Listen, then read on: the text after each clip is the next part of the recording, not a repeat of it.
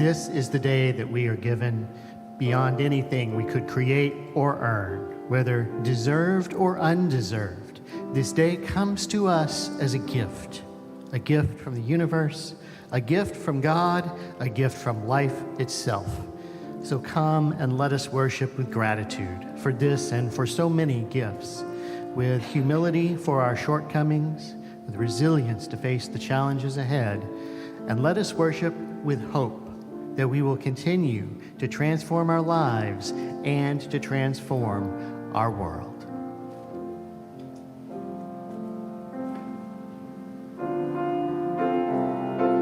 All right, I'm going to invite you to sing this hymn pretty loud.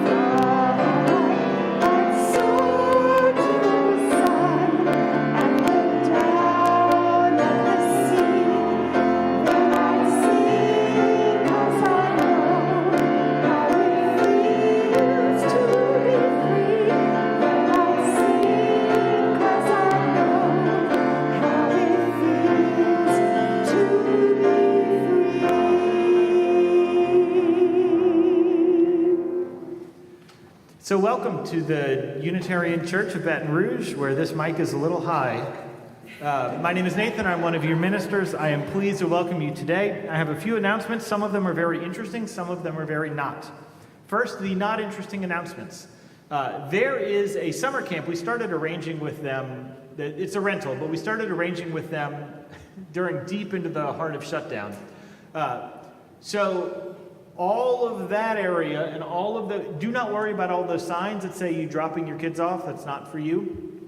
For the next 2 months, we're going to be sharing space very gratefully with a group of kids. So if you show up during the week, expect to see weird, like slip and slides and bounce houses and all sorts of stuff. The other thing is the fountain, which is in perpetual rebellion from the well-being of this church, is in rebellion again. So please avoid the fountain repairs. Some of you don't even know that's a fountain. That's how rebellious it has been. Those are the not exciting announcements. The exciting announcements is this Sunday we're doing church. For those of you who are watching online, welcome as well. In between the services, we have Sunday school for children and youth. And then next week, Reverend Chris Long, who is going to be your minister of congregational life starting July 18th, but not yet, will be joining us. So next Sunday, he will be leading worship, and then he's going to go back home for a while until he moves here in July. So I want you to know that the following Sunday is going to be our Pride Sunday. We care about Pride so much. We set up our Pride lanterns early, not because it's logistically the only day we could have done it, but because we just want to have 5 weeks of Pride in this church. After that will be Reverend Eric Pozo's last day with us, followed by that a whole summer of very excellent preaching, and sometimes me as well. So we're glad that you're here. Welcome to this church.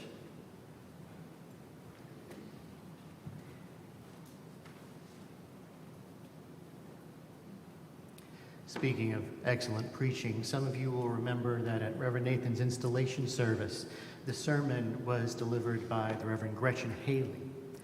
For our lesson today, I want to offer some words written by Reverend Haley. It's entitled, "Grace Meets Us Where We Are." There is nothing you need to bring with you to be welcome here. No right beliefs or proof of citizenship, no eternal optimism or clarity of conviction, no boundless courage or endless expertise. You do not need to know what brought you here or how you will solve that problem you are turning over and over and over in your mind. Your bills do not need to be paid, and your checkbook can be a mess. Your children may have been up half the night, your hearing aids may not be working, and your knees may be creaking.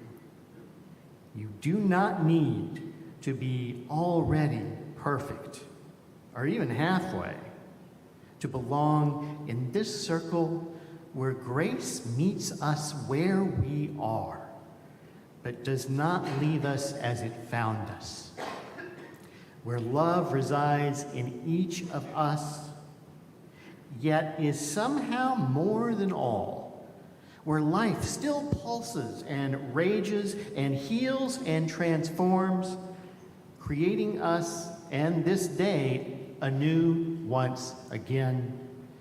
There is nothing you need to bring with you to be welcome here.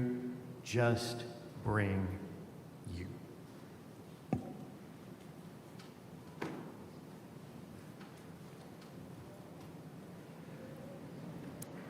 We have cards to sign. For those of you watching online, come for middle hour so you can sign the cards.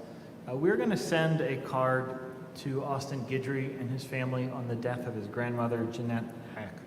She died earlier this week after some time in hospice. For those of you online, we invite you to type into the chat what is going on in your hearts, or to place a stone through the just an asterisk. And for those in person who would like, we invite you to come forward either along the west or the east wall. Take a stone. Maybe it represents whatever is working on you, whatever's on your heart. Place it in the chalice bowl. Be a little more present with us. We now invite those who wish to come forward as we place stones.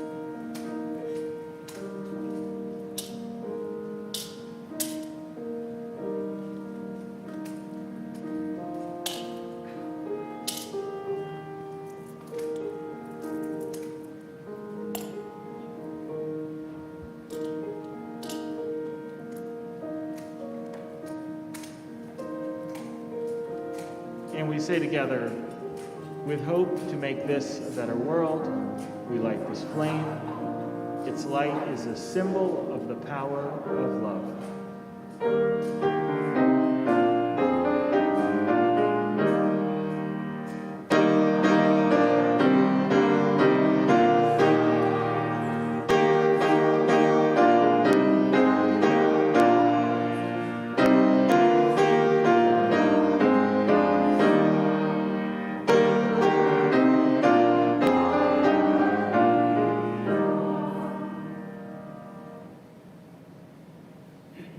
quick heads up, one of the announcements I forgot to mention is I understand, I've been in Baton Rouge, I know no one is wearing these.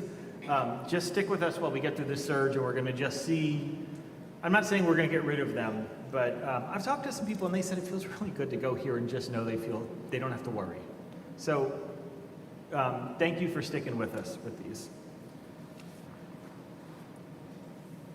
2019 was something called the Hot Girl Summer. I'm not exactly sure what that was. I spent a few minutes trying to research it, but I got bored too quickly. I think it had something to do with some musicians declaring it as such. Anyway, 2019 was officially the Hot Girl Summer.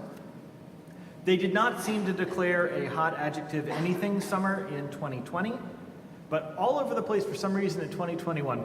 I hope all of you blocked this out, but if you didn't, does anyone remember them declaring 2021 was the hot vax summer? No one? Okay, we got one, good. The rest of you, you're welcome. But for me and you, yeah, they declared it that for some reason. But if you remember last summer, that was when we thought the vaccines were basically impenetrable and COVID numbers were down. This is right before Delta hit. I even had a colleague who went on like a summer-long trip. And remember how crazy the hospitals got towards the end of the summer? And she had to like rush home and not catch COVID on that journey. Anyway, so this church is here to help you prepare for whatever may be coming forward. And I want you to know that what I'm about to say is not at all predictive. I swear it is not predictive. Today, we are going to explore what to do with, and I cannot stress this enough, in no way do I know what is coming, but I've decided to declare this our hot mess summer, and we are going to get ready for the hot mess summer. Please know I planned to talk about this before the shootings in Uvalde or Buffalo. I will reference those later. Usually in a service we have kind of like the sad part in the middle, so that'll be there. I am also didn't plan to talk about this before we had our first hurricane of the season. I don't know if you read in the paper today, it's in the Pacific, and they're saying there's 20% chance it's going to jump over Mexico and get into the Gulf. I want to reiterate, this is non-predictive. I wrote this before that article was in the paper. But I want to talk about our larger propensity to just be stuck in a hot mess and what we as a church can do about being in that hot mess. And there was nothing special about 2022. Remember that 2021 was Ida, 2020 was Laura and those four hurricanes, two of them at the same time scheduled to hit Baton Rouge. 2019, our hot girl summer, apparently, was that weird hurricane. Do y'all remember Barry came to Baton Rouge and then dissolved as soon as it got here? So whatever is coming this summer, this church will be here to help you with the hot, with the mess, and with it being summer. And also, a hot mess is not necessarily bad. I'm going to the beach later this summer, and that is a hot mess. Obviously, it's hot. We're going to be sweaty for the next 3 to 4 months. That's a mess. Beach is sticky and sandy and dirty. When you go to the beach, you get sand in your car or your hotel or your condo or wherever, and that sand sticks with you for months and months and months. To keep from being burned by the sun, you have to cover your whole body in sticky lotion. That is also a hot mess. My son convinced me to buy the first watermelon of the season last week. Should have brought it outside because that was also a mess. Popsicles are a hot mess, ice cream is a hot mess. So even if my predictions about, I'm not predicting things are miserable, I'm just predicting it's going to be a hot mess. But even if they're wrong, as good as summer can be, it is a hot mess. So today we will explore what we do as Unitarian Universalists when things get hot, when things get messy, and when things get imperfect. And with that, Eric, if you could do the offering. Indeed, we do share with one another in so many ways as we worship together, and we've got an opportunity to share in a tangible way, not only to support this congregation and its continued good works, but also, as we do every Sunday, we're sharing with an organization beyond our walls that's doing good work in harmony with our values. And this is the last Sunday of May, so it's the final Sunday that we're sharing with the YWCA local chapter and their community bail fund.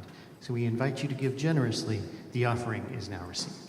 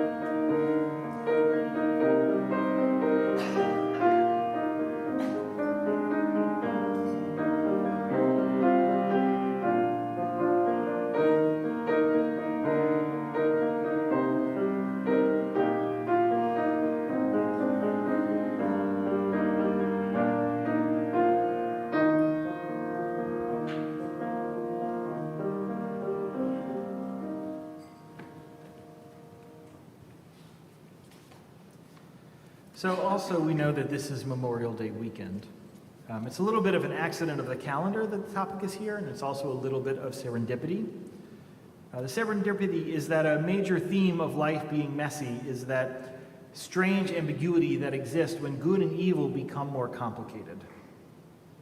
When, in the case of those who died in war, tragedy is tragedy regardless of the justifications, the implications, or the geopolitical stage. All of it seems to pale in comparison to the major loss a family is facing. So it was 1865. The parade was attended by about 10,000 free and recently freed African Americans in Charleston. This is the first Memorial Day, according to David Blight. He's a professor at Yale.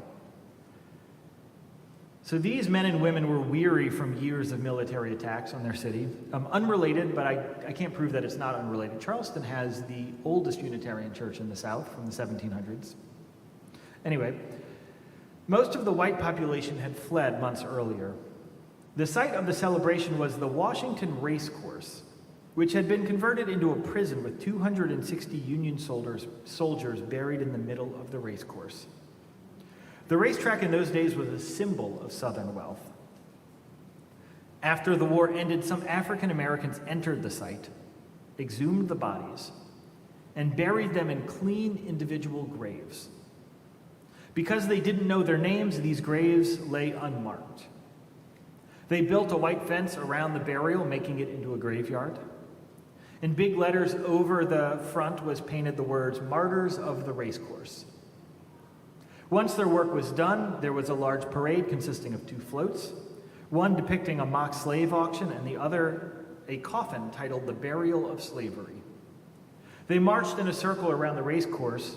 An all-black children's chorus led the procession singing John Brown's Baby Body and America the Beautiful. They were followed by thousands of men and women and troops. There were 5 different preachers and people reading from the scriptures as they performed essentially a large-scale funeral. Afterwards, many of the parade goers sat on blankets in the outfield and enjoyed a picnic. Now, I'm certain over time, there's a few different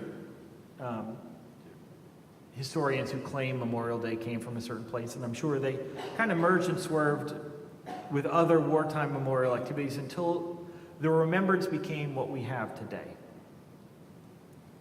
I see these as connected because what's underneath my kind of flippant embrace of this hot mess summer is the ambiguity that comes with the unknown. So when things are hot and messy, they just aren't always clear. There's not always a good guy, there's not always a bad guy, there's not always one right way to do things. The world we are living in now, whether it's with race or with God or with grieving or with the pandemic or whatever, the thing is we're not living in a world that is simple, this or that, right or wrong anymore. Not that we ever were, but it is very clear we're not now. In fact, most of the damage I see being done right now is from this idea that some of us are good and the rest of them are bad. The good work of a religious people is to be okay living when things are not clear or not okay. And God knows many of us are living with things not being okay right now. I thought a lot of the tools we can use to get through this hot mess of a summer, but I keep coming back to one. Love. Radical love. In a minute, we're going to have a reading from a Unitarian Universalist theologian, the Dr. Sharon Welch. She wrote a book called The Feminist Ethic of Risk, which I assume all of you have read, or not. It's more academic than I can handle, which is not to say bad, it's just above my regular synthesis capabilities. I know about the book first because it's required reading to become a minister. Was it required for you, or was that like more of a later? So it was required reading for me, but also Dr. Welch was one of my academic advisors. I struggled so much with this book that when I met with her to talk about what classes I should take, I asked her what even the title meant, because I didn't understand that. So once again, it's The Feminist Ethic of Risk. She said if she rewrote it, she would remove the word feminist because it was a little too confusing in the title. But essentially what she's talking about is what are the ethics of risk in which different cultures engage. So what is your culture's understanding of risk-taking? So that is to say, a white Louisianian might engage with risk differently than a baby boomer from the Philippines or a wealthy coal magnate from West Virginia. None of these ethics of risk are better than another. They're just different.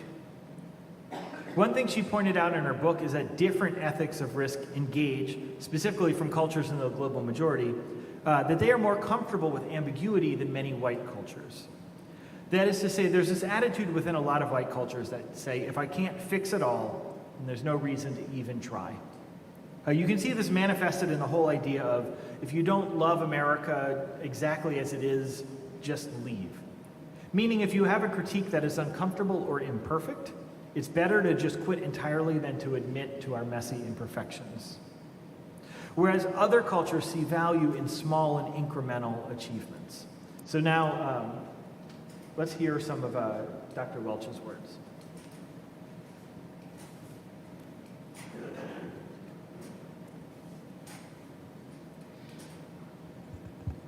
Dr. Welch writes, self-sacrifice is an inadequate model of love, even for those who are members of the dominant strata of society. Middle-class people can sustain work for justice when empowered by love for those who are oppressed. Such love is far more energizing than guilt, duty, or self-sacrifice. Love for others leads us to accept accountability, in contrast to feeling guilt, and motivates our search for ways to end our complicity with structures of oppression. Solidarity does not require self-sacrifice, but an enlargement of the self to include community with others. To work with others is not to lose oneself, but first and foremost, it is to find a larger self. Our bodies are formed from the bodies of other people. Our personalities are created by the regard given us by others. If we begin with a social anthropology and imagine a self constituted by our connection with the earth and with other people, the motivation for our work for justice, is wholly positive. I invite you to join in our next hymn, One More Step.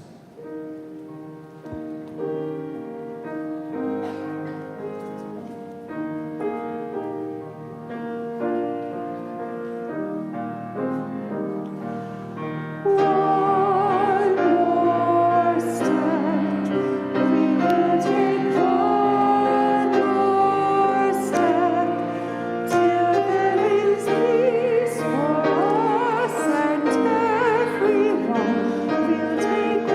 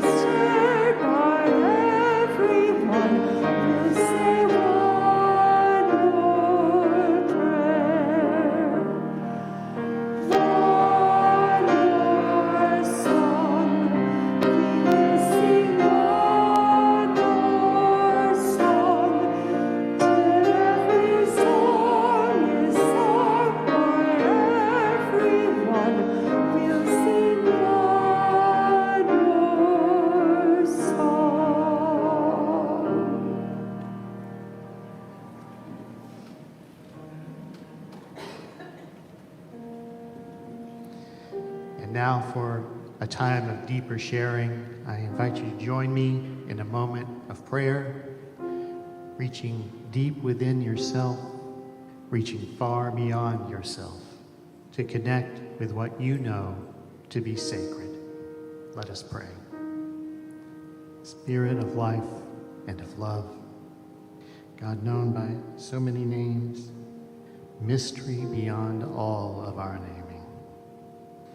This has been such a painful week for so many, and most especially for the families in Uvalde, Texas, and the families of those in Uvalde, Texas, the 19 children and 2 teachers who lost their lives in a horrific shooting. And the pain and the confusion, the anger are all so very understandable. However close or far removed we may consider ourselves from these events, from the recent shooting in Buffalo of so many African American people, at a church in California of so many Asian Americans, there is so much violence and loss that so many are experiencing, including losing even more sense of comfort in our larger society. Help us to know the pain. Help us to know the anger. Help us to be in touch with all of these feelings, uncomfortable as they are. For that is, we know, the first step in grieving the losses that we are facing in these times of struggle. And as we share these feelings with ourselves and with those we love and trust, may we find ways of moving forward that empower us to build a more peaceful and just world. A world in which we find ways to dismantle and unravel all of the anguish and oppression that leads to such violent events, so that they become ever more rare and our world grows ever closer to the beloved community we all seek. So may it be for us all. Amen.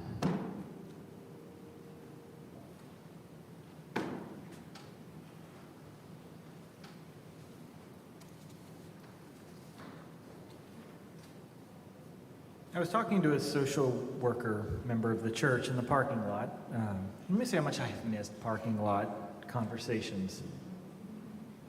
So much of ministry and church work is done in the parking lot. Anyway, this was my very first conversation I had after I came back from my mini sabbatical.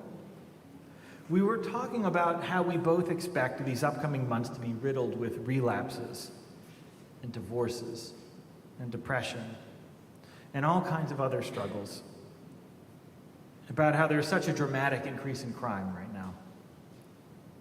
And she called it the Great Unraveling. I'm not sure if it's her poignant term or it's a term mental health professionals are currently using, but I can certainly relate to it. She said that we've been holding things so tightly for the last 2 years that at some point we have to let it go and it may start unraveling. The question I have is, what should you expect from your church if you experience this unraveling? If there is no pandemic, then there is no explanation of the increased violence, the increased inflation, of all of the heartache that is going on. If, however, unlike what seems like most of our culture is trying to do right now, we can acknowledge the trauma and adversity that we have been through, and we are still going through, then we can see that everything that is about to happen in this hot mess summer, in this great unraveling, is interrelated. I am right now thinking, as I'm sure many of you are, as the killings in Buffalo and in Texas. I said in the video on Wednesday, for those of you who get the emails, but it holds true today as much as any time, that what I'm asking for us as a religious people to do when things become unraveled, please do not let cynicism grab your heart. Please do not close your heart off. Let each of these tragedies be tragedies, and let us stay open enough that our hearts will not accept this as reality. I can't tell you the number of times I've heard people say over the years, if things didn't change after Sandy Hook, then there's no chance of them changing now. That is letting cynicism win your heart over.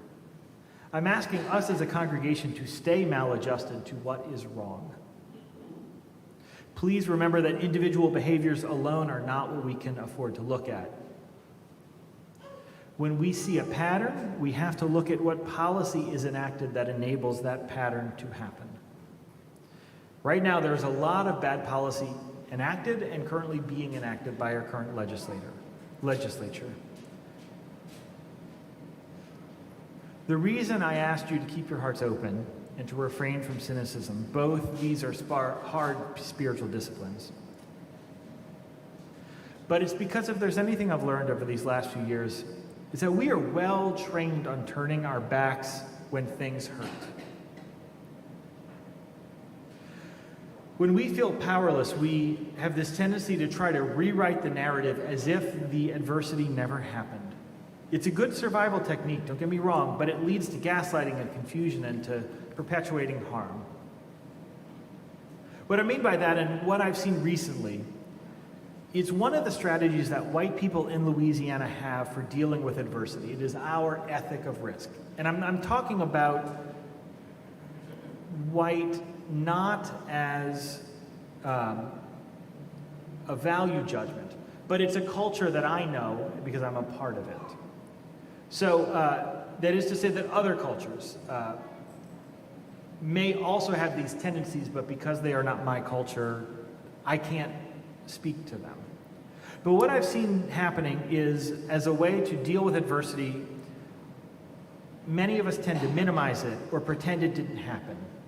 Then we allow cynicism, almost this tongue-in-cheek rolling of the eyes approach to engaging with that adversity, as if some predictable failing happened from the experts or those in charge. And I've been struggling with how to deal with these tendencies all my life. I could name I could place the family members next to me who do all of those tendencies. Well, of course it's going to be whatever terrible thing's going on in Louisiana. It's always been that way because whoever doesn't care or something. Do you know that tendency? Or is it? All right, yeah. I think the origins of Memorial Day are instructive here. So those families that honored the dead at the Civil War, they didn't know them. But they took their time in this messy life that they were living. They took their time to ensure that they got a proper burial, that they got noticed, that they were acknowledged. And then they celebrated the progress we are making as a society.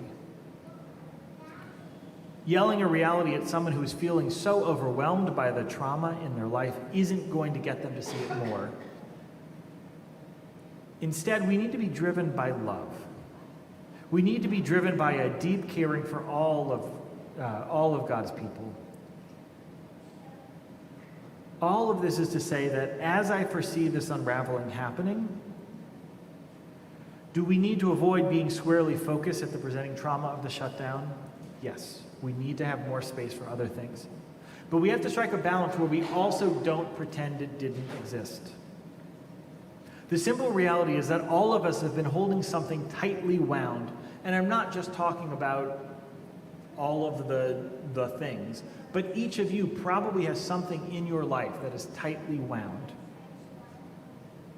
And it can't stay that way forever. We need healthy coping mechanisms as a spiritual people. And cynicism cannot be one of them. Neither can denial. So if things are going to be hard, let's face them with eyes open. Bad policy is enabled when people stop demanding a better world, when people become cynical and closed off. It is okay to demand that our legislators do better. It is okay to demand that our families do better. But to do that in a loving way that doesn't yank away people's coping mechanisms. So whatever hot mess comes our way this summer, no matter if it is personal or family unraveling or violence or whatever storms wash ashore this summer, please know that we as a church are here for you. As we go into the summer, please let us be the people of open hearts, who are always trying to draw a circle wider until no one is outside of this love. For this litany, we invite you to respond with the words, "No one is outside of the circle of love." We know that hurt moves through the world, perpetuated by action, inaction, and indifference. Our values call us to live in the reality of the heartbreak of the world, remembering that no one is outside the circle of love. We who are Unitarian Universalists not only affirm the inherent worth and dignity of every person, we also affirm the inherent wholeness of every being, despite apparent brokenness. No one is outside the circle of love. we know that things break or break down. Promises, friendship, sobriety, hope, communication. This breaking happens because our human hearts and our very institutions are frail and imperfect. We make mistakes. Life is messy. No one is outside the circle of love. With compassion as our guide, we seek the well-being of all people. We seek to dismantle systems of oppression that undermine our collective humanity. We believe that we are here to guide one another toward love. No one is outside the circle of love. And no matter how fractured we are or once were, we can make whole people of ourselves. We are whole at the core because of the great, unnameable, sometimes inconceivable love in which we live. No one is outside the circle of love. Right where you're seated, let's do this next hymn.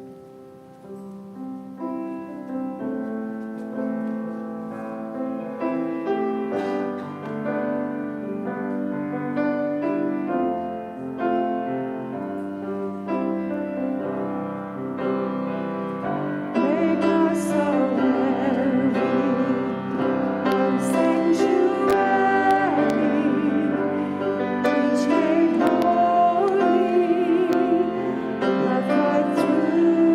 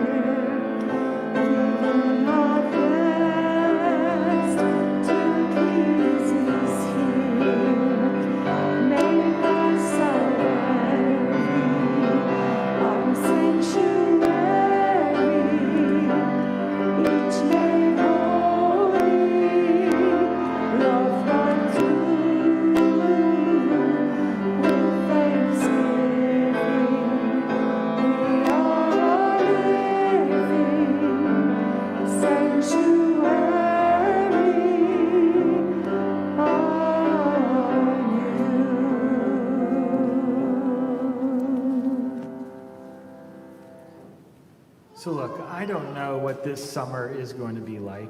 None of us do. Even if all the terrible things don't happen that have been happening the last few years, it's still going to be sweaty and it's going to be hot. I guess the whole point of this service is to say that we know some of you are going through things. The point of a religious people is not to pretend adversity doesn't happen. It's to know that when we are immersed in darkness, each of us can be a candle. Each of us can be a beacon of hope. Take a second and think about a person from your life. They may not be living. You may not have contact with them. But is there someone in your life, currently or from the past, who when things were hard, when things were messy, when there was no right answer, who you could talk to and you could know that you would be held in love in that conversation? What are the elements of that person that allowed them to make space for you? How did that person stand? How did they sound? Where did they look when you talked to them? How did you feel when you were in their presence? All of us have within us the capability to create that space for others. All of us have that ability to create a more loving, a more kind world. It doesn't matter how trapped in cynicism or anger or whatever bizarre thing they read on Facebook that they now believe. It doesn't matter how trapped under constrictive and repressive theologies they may be. If you can cultivate those aspects of being a light to all those who need it, they will know they can come to you, where they can work on those things that are hurting their heart. The way we get through this summer is to be those beacons, to be those lights for people we are around. Now imagine if every member of this church, all the few hundred of you in person, online, imagine if we all did the work to figure out how to become these beacons. Think about what the experience of being in this church would be like.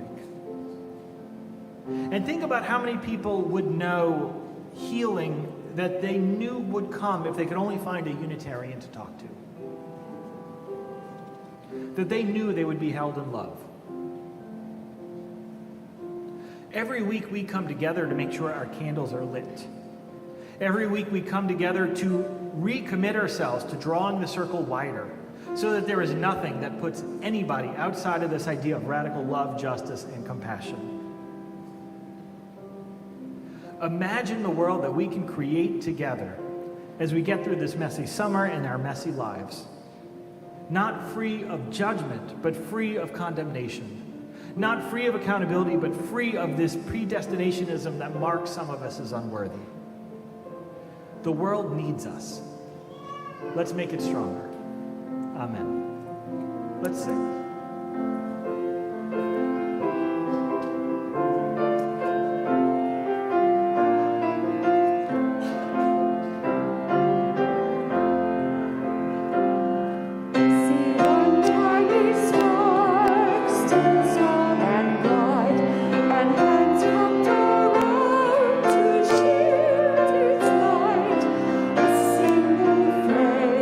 Born of desire, free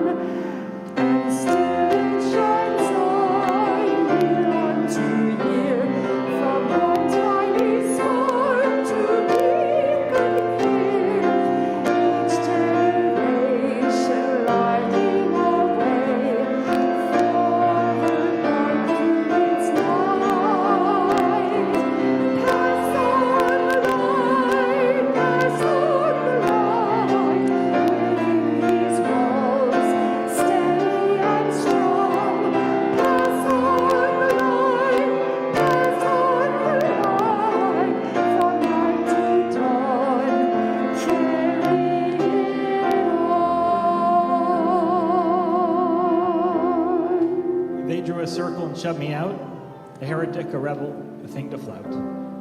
But love and I had the wit to win. We drew a circle and took them in. Go in peace, go in love. Amen.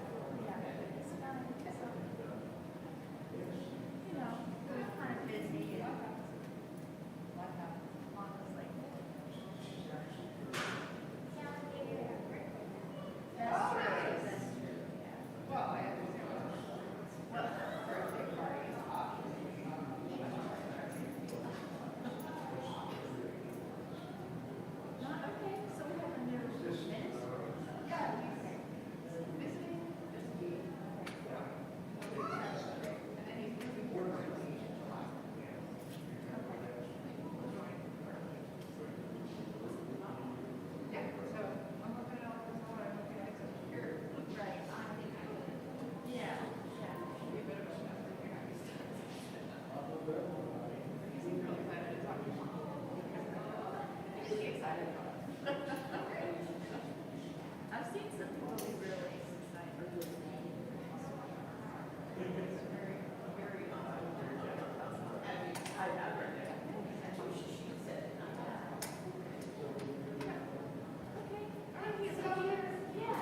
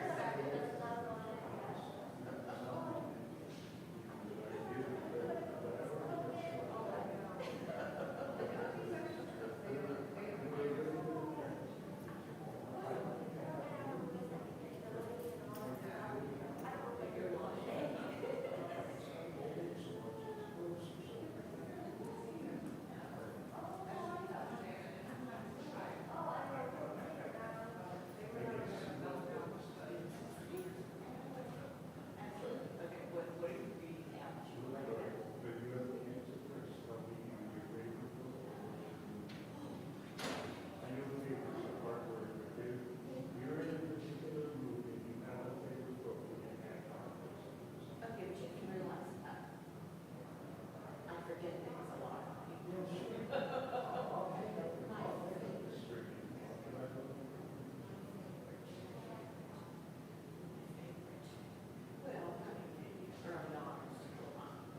Well, early on, and then Southern and all that, and change your Of course. Where did you take it? Because I don't. Because I didn't get mine. Ask. Oh, no. I said, I didn't get mine. And I forget on Sunday mornings, I should put them in because I need them, so I don't forget. But I forget. I guess because I rush in the morning and want to hurry to get out the door on time to be here, but then I forget. My favorite book I read, recently, Hamlet. Fiction. Hamlet. Maggie O'Farrell is the author. It's just a wonderful book about it tripped them up. Really, and there's a sentence that's so perfect you have to read it out loud. Just to hear it, not only just to read it, but to hear the words. I mean, Camden is full of it transported me back into the 1500s because it's about, it tells a story of Shakespeare, but it never mentions his name. Visualizing how his early life, his early marriage, his children, and what happens as a result. He goes on to London as to help his father's glove making trade. You know it's him. You know it's Shakespeare. Never says his name. It's oh no, it's just it was a wonderful movie to read. So was